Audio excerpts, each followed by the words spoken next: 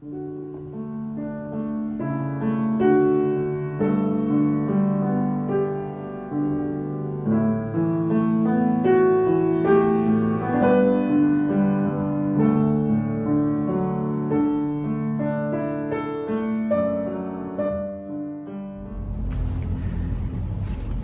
masih ingat dengan daun selada saya ini?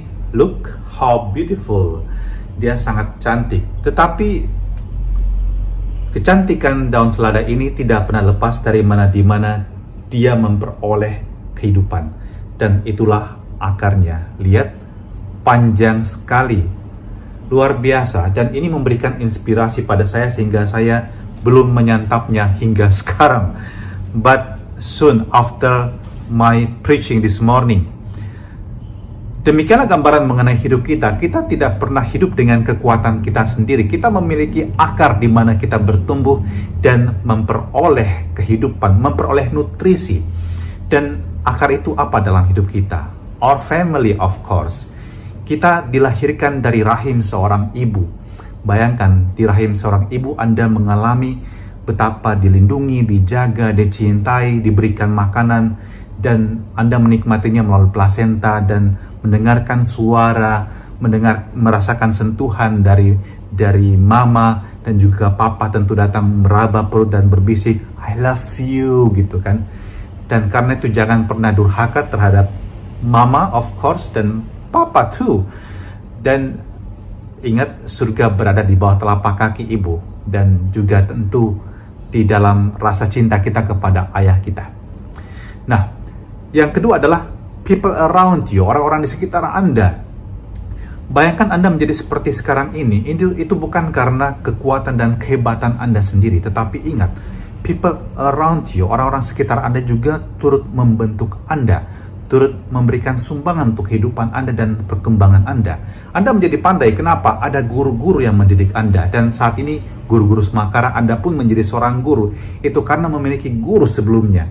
Dan merekalah yang banyak membentuk diri Anda dan memberikan pengetahuan serta kebijaksanaan hidup pada Anda. Kemudian juga our friends, sahabat-sahabat kita, teman-teman kita, mereka juga turut membantu kita dalam banyak hal dalam pertumbuhan kita. Saya mendapatkan misalnya daun selada ini bukan karena usaha saya sendiri. Seorang sahabat memberikannya pada saya sehingga saya dapat memberikan juga kepada Anda melalui sharing khotbah saya contohnya, atau renungan singkat ini contohnya. Dan juga saya menyadari apa yang saya gunakan untuk pelayanan saya itu bukan dari saya sendiri, semua adalah pemberian dari orang-orang di sekitar saya. Dan saya katakan itulah anugerah Tuhan untuk saya, untuk mendukung, to support my service. Dan jangan lupakan people working with you and for you. Di balik kesuksesan Anda tidak berjuang seorang diri. Anda selalu mendapatkan support, bantuan dari teman-teman, dari orang-orang yang bekerja bersama dengan Anda.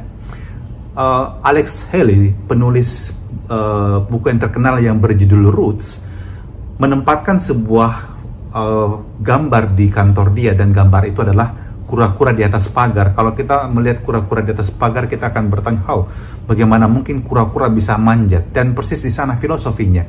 Dia mengatakan dengan melihat gambar tersebut, dia selalu ingat bahwa keberhasilannya pada saat itu ketika dia menjadi penulis yang terkenal itu bukan karena kekuatan dan kehebatan dia. Banyak orang yang terlibat dalam hidup dia, dan karena itu rekan-rekan guru dan juga anak-anak Semakara terkasih, kalau kamu berprestasi, kalau kamu menjadi hebat, ingat banyak orang hebat yang berada di belakang Anda. Contoh misalnya kita mengenal pepatah yang mengatakan the man behind the gun, bukan senapan yang hebat, tapi orang yang menembakkannya siapa. Atau misalnya di belakang seorang pria yang sukses ada istri yang luar biasa. Dan karena itu para suami juga kalau sukses jangan pernah sombong.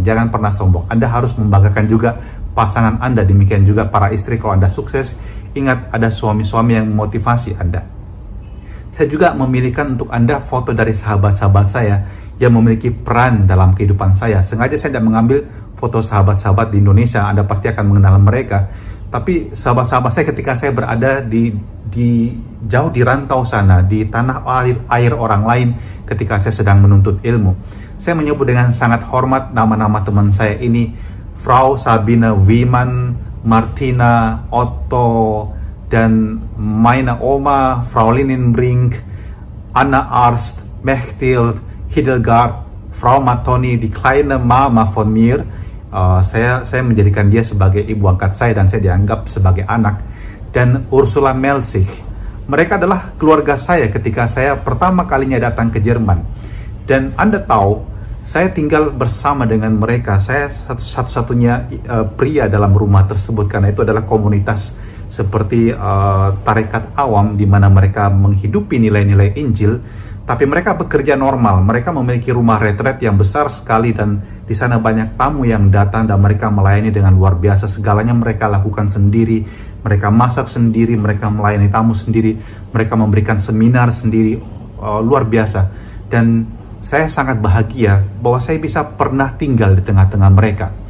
Dan Sabina Wiman, pemimpin dari tarekat ini, pernah mengatakan pada saya bahwa sesungguhnya pada waktu itu pimpinan yang sebelumnya memimpin di sana itu mengisyaratkan bahwa jangan ada orang asing sama sekali yang tinggal dalam rumah tersebut.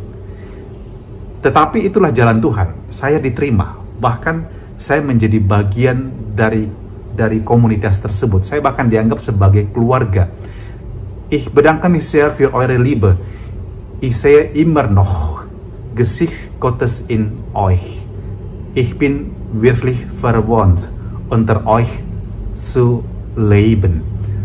Saya bersyukur, saya berterima kasih untuk cinta kalian, untuk kasih kalian, dan saya masih tetap melihat di wajah kalian itu wajah Allah.